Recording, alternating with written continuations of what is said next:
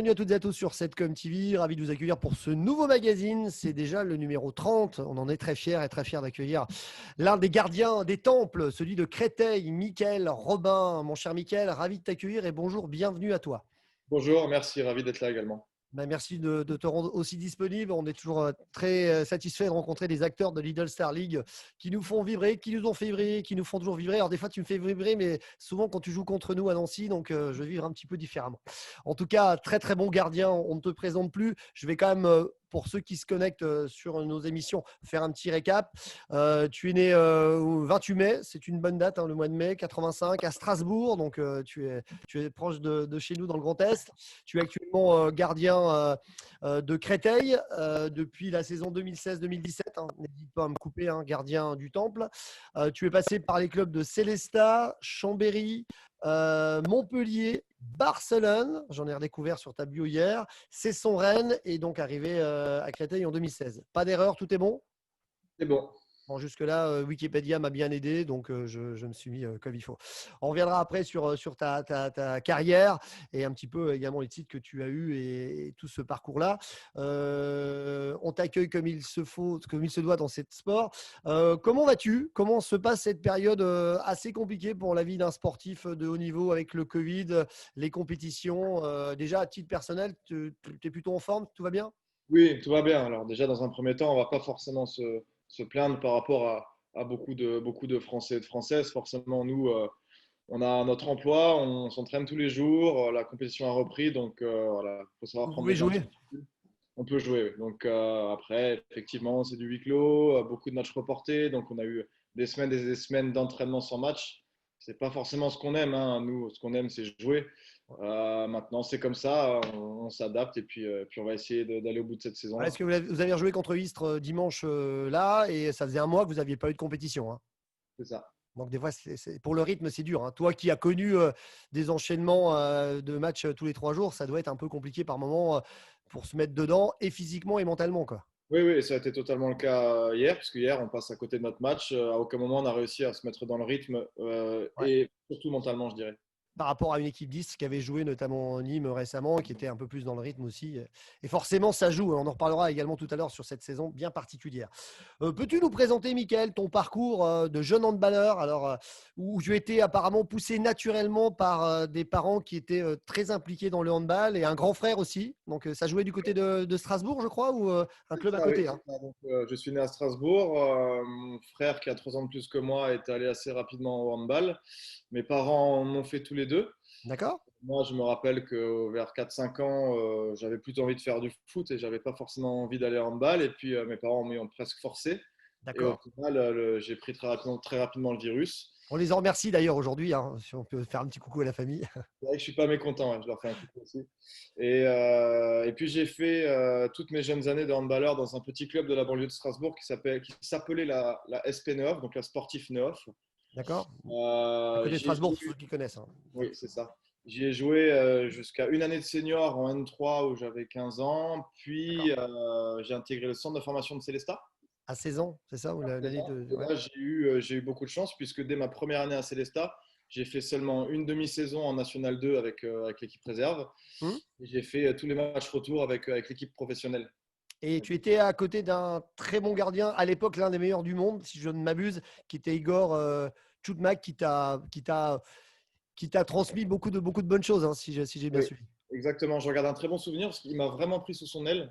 Il passait beaucoup de temps avec moi à l'entraînement pour me faire travailler, au détriment même de son temps de jeu et de son temps de travail. Vraiment, c'est quelque chose. J'ai beaucoup apprécié. Malheureusement, je l'ai côtoyé que peu de temps, mais il m'a beaucoup apporté.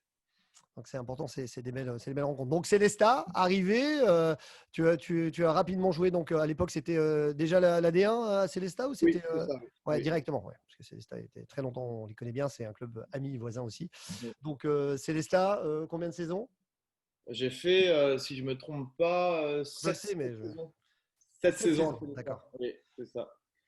De 2001 à 2008, oui, c'est ça. J'ai signé mon premier contrat professionnel en 2001 et puis j'ai signé à Chambéry donc en 2008. 2008, de 2008 à 2010, hein, je te rappelle, parce C'est que ça. Je suis j'ai tout les jeune fiches, pour hein, ces dates, ça remonte. ouais, c'est ça, il faut s'en rappeler, hein.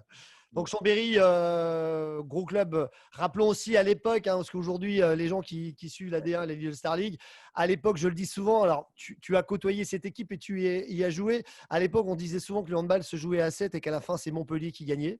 Moi, en tout cas, dans ma génération, là, souvent, aujourd'hui, forcément, il y a des très grosses équipes comme le PSG, comme Nantes, comme Créteil, comme voilà, qui côtoient quand même les sommets. L'arrivée à Montpellier, pour toi, à cette époque-là, ça a dû. Chambéry d'abord, pardon, faisons les étapes. Les deux gros clubs phares de l'époque, c'est ce que je voulais dire, étaient Chambéry et Montpellier. Donc, arriver déjà à Chambéry, pour toi, c'était déjà un échelon supérieur. Ligue des Oui, Champions en plus. oui, oui, tout à fait. Ouais. C'est vraiment le contexte il est important de rappeler le contexte parce qu'à ce moment-là, il y avait vraiment Montpellier et Chambéry qui étaient très loin dans le classement et tous les autres. C'était C'est deux ça. clubs qui avaient réussi à se développer vraiment plus vite que tous les autres. Aujourd'hui, beaucoup de clubs travaillent bien et ont réussi à développer leur budget, etc. Mais c'est vrai qu'à l'époque, quand on arrivait à intégrer un de ces deux clubs, on était ravis. Donc, passer de Célestat à Chambéry, découvrir la Ligue des Champions, ça a été exceptionnel pour moi.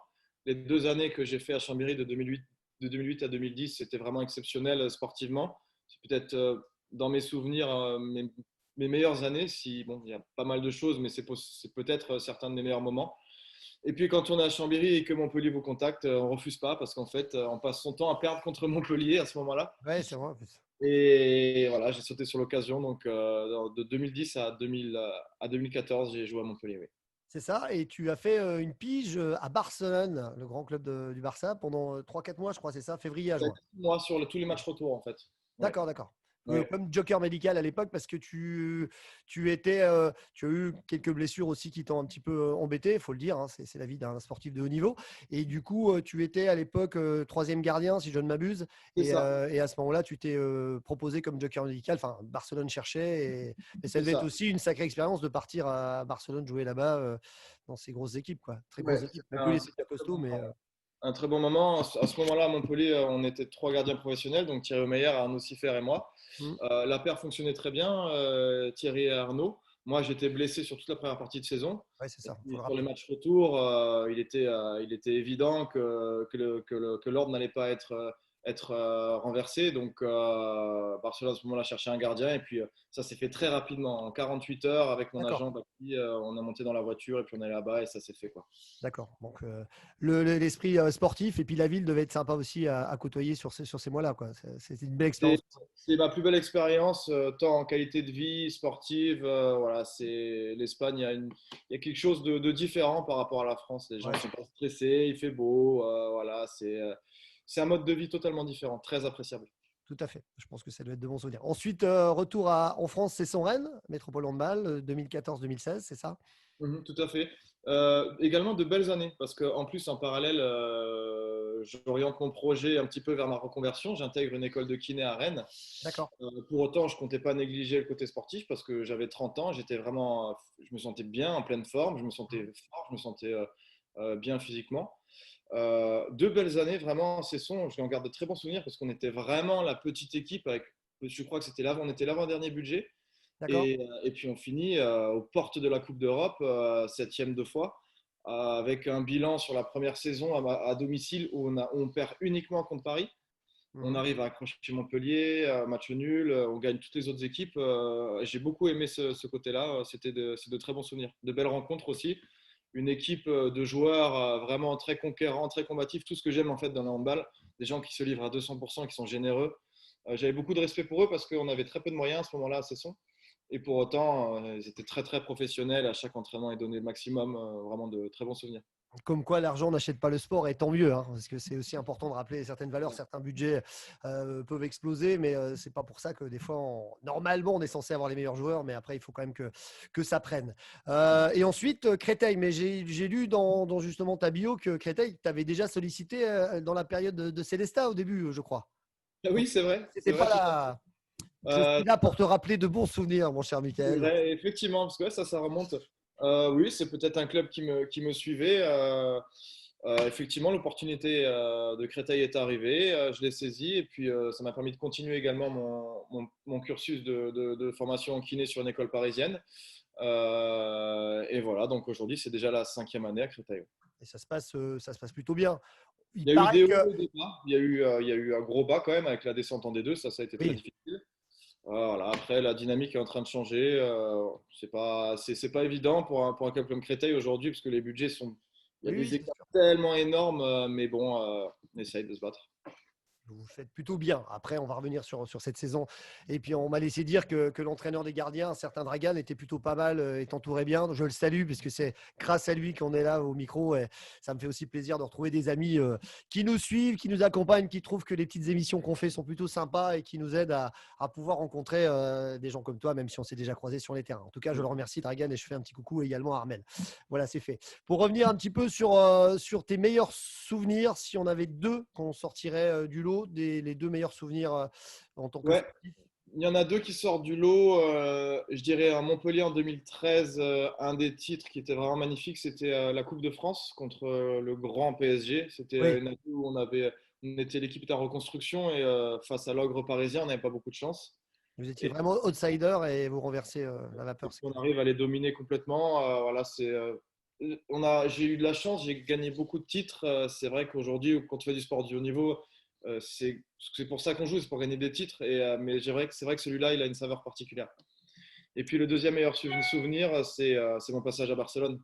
Comme je le disais tout à l'heure, le mode de vie est totalement différent, c'est vraiment très appréciable.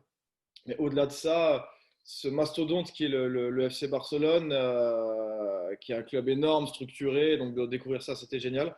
Malgré tout, le FCB Handball a vraiment un côté familial et ils m'ont intégré, moi et ma compagne, comme si on faisait partie de la famille depuis des lustres et vraiment, c'était génial. Hein. C'est Super. appréciable pour des grosses structures comme ça. Voilà. Mais j'avais lu une interview une fois sur Nico Karabatic, qui est un de tes amis d'ailleurs, comme quoi son arrivée à Barcelone, même chose, quand il était à Kiel, on était venu le titiller pour qu'il finisse là-bas et que c'est vrai que son accueil était, il a été un peu bluffé par rapport à la structure gigantesque de Barcelone, mais le côté aussi très familial Ouais, c'est des tout à joueurs fait ici. ça. C'est tout à fait ça. On a les bonnes infos. Pour revenir sur cette saison, si on fait un peu le point saison, classement, match joué, vous êtes actuellement 13e, 5 matchs joués, 2 victoires, 3 défaites. Justement, comment ça se gère? Comment tu vois ça sur cette saison qui est plutôt particulière? Ton analyse, comme on le disait, c'est compliqué. Je pense qu'aujourd'hui, vous ne savez même pas. Vous allez rejouer, là, je crois, un déplacement sur Toulouse. Après Toulouse, tu ne sais pas si Covid ou pas Covid, il y aura possibilité de jouer. Ça doit être assez compliqué hein, à gérer tout ça. Ouais, ouais, c'est sûr que faire un bilan aujourd'hui, nous, on a joué uniquement 5 matchs. Faire un bilan, c'est trop précoce. On ne sait même pas si on va continuer sur cette formule-là, sur les matchs retour. Donc, il y a beaucoup d'inconnus. Malgré tout, sur les 5 matchs, on fait deux belles performances, une très belle performance à Nîmes, parce que gagner là-bas, c'est très difficile et on arrive à le faire 2 années de suite. Donc, ça il faut le rendre à l'équipe. C'est une très belle performance. Surtout que Pierre a annoncé que la première année, ils vous ont un peu pris, on va dire entre guillemets, pour des rigolos en disant bon, Créteil, c'est bon, ça va être une affaire pliée. Et vous les avez surpris dans le bon sens. Et cette année, ils vous attendaient de pied ferme. Donc, il faut rappeler aussi les situations qui ne sont pas les mêmes. Tout à fait. Donc là, la performance était belle. Une belle performance également à domicile contre Dunkerque, où on a clairement maîtrisé Mmh. notre sujet, on les a bien dominés. Deux performances moins bonnes. C'est le pré-match à Limoges qui était pas un bon match. Le match à domicile contre Aix, où on perd assez logiquement contre une belle équipe d'Aix. C'est costaud aussi. Hier Ouais. soir, une défaite contre East. Voilà, si on doit faire un bilan, je dirais que on est dans les clous. 2 victoires sur 5 matchs. Voilà. À condition qu'on arrive à repartir sur une bonne dynamique, aujourd'hui, Notamment à rien Toulouse. n'est prouvé, tout est possible. Et rappelons que l'objectif quand même principal de créer, c'est déjà le maintien. Et après, j'imagine, de monter le plus haut possible une fois que ce maintien est assuré. Mais on sait que c'est très très dur et que le championnat est très relevé et que forcément, il faut se battre à chaque journée. Et que le côté coupure, on va dire que pour tout le monde, c'est la même histoire aujourd'hui. C'est coupé, ça repart. Tu peux pas jouer, tu as le Covid. Donc c'est simple pour personne, mais il faut s'adapter à ça. Et on espère que d'ici peu, ça ira beaucoup mieux avec un vrai public dans les salles, qu'il n'y aura pas que la musique pour vous accompagner, mais qu'il y aura un peu plus de public pour vous encourager vraiment. Tout à fait. D'ailleurs, je fais un petit coucou à Richard, hein, qui est également le DJ, qui est Ambiance, qui te salue aussi au passage, qu'on connaît bien, parce que forcément, tout le monde se suit et s'accompagne. Donc, on va te souhaiter une belle saison, bien sûr, malgré ces complexités. Je vais te laisser quelques mots pour peut-être saluer la famille, les supporters de Créteil, ceux qui te suivent, pour conclure un petit peu cette belle interview. Oui, bien sûr. Je passe un petit coucou, bien sûr, à mes parents, à mon père évidemment qui ne rate jamais une émission dans laquelle je passe, voire une émission en général dès que ça parle de handball. Comme ça. Voilà, un petit coucou aussi à tous nos supporters qui malheureusement sont sevrés de match en ce moment et qu'on ne voit pas. Et je sais on a la chance d'avoir un noyau dur à Créteil qui nous soutient depuis des années malgré des périodes très difficiles avec beaucoup de matchs perdus de la deuxième division, etc. Et voilà, et j'espère que également un message pour que tout le monde se porte bien dans ce contexte pas évident. Prenez soin de vous, hein, protégez-vous, c'est quand même très important. Alors, j'aurais une dernière question avant de te laisser partir. Qu'est-ce qui te manque le plus aujourd'hui sur un match de handball quand tu joues? Hum, S'il te manque quelque chose. dans le contexte actuel ou En général, ce que tu voudrais peut-être retrouver. Est-ce que c'est le public qui te manque, qui vous pousse sur l'adrénaline? Est-ce que c'est… évidemment, c'est ça, bien sûr. Jouer à huis clos, c'est pas du tout ce qu'on aime, nous, joueurs, hein. C'est pas très stimulant. Voilà, nous, ce qu'on aime, c'est nous faire plaisir, nous, sur le terrain, gagner des matchs, mais aussi faire plaisir aux gens, donner du spectacle. Et ce côté image, voilà, c'est sûr Et que pour toi, le huitième homme, ça t'encourage? Moi, je sais que j'ai des joueurs à Nancy, quand je présente les matchs, qui me disent des fois, ils sont dans leur bulle, ils jouent, ils n'entendent pas. Et il y a une ambiance générale du public et de l'atmosphère de la salle, mais ils n'entendent pas toujours les encouragements, ils sont dans leur bulle. Est-ce que toi, c'est le cas ou toi, tu te sers justement de cette énergie positive envoyée par le public? c'est vrai que pour moi, c'était une première. Tu te rends compte, dans toute ma carrière, j'ai 35 ans, faire un huis clos, j'avais jamais vu ça. Et Ah oui, finalement, une fois qu'on est dans son match, on fait abstraction de tout ça. Maintenant, ah oui. c'est évident que dans les moments chauds, sur des matchs serrés, des moments clés, évidemment que le public est déterminant. Et ça, tout le monde le sait. Ça fait des années, c'est dans la culture du sport. Mm. Quand on joue à domicile, devant un public qui est un peu chaud, dans les moments déterminants, et ben souvent, ça fait pencher la balance. Donc Ouais. ça, oui, j'espère qu'on va le retrouver rapidement. Aujourd'hui, on a le droit de faire du sport, donc on est très content. Maintenant, j'espère que ça va vite rentrer dans l'ordre. Ben, on espère aussi. Michael, je te souhaite une belle journée, je te souhaite une belle saison. Porte-toi bien, sois en pleine forme. Et puis, Merci beaucoup. merci encore beaucoup de nous avoir accordé cette Avec rencontre. plaisir. À bientôt. Je te dis à bientôt sur un vrai terrain, en tout cas, et pas en virtuel. Merci à toi. Au Merci à vous revoir. de nous avoir suivis. La suite des Macs, bien sûr. On vous donne les infos de nos prochains invités. À très bientôt sur cette Sport et cette Com TV. Bye bye.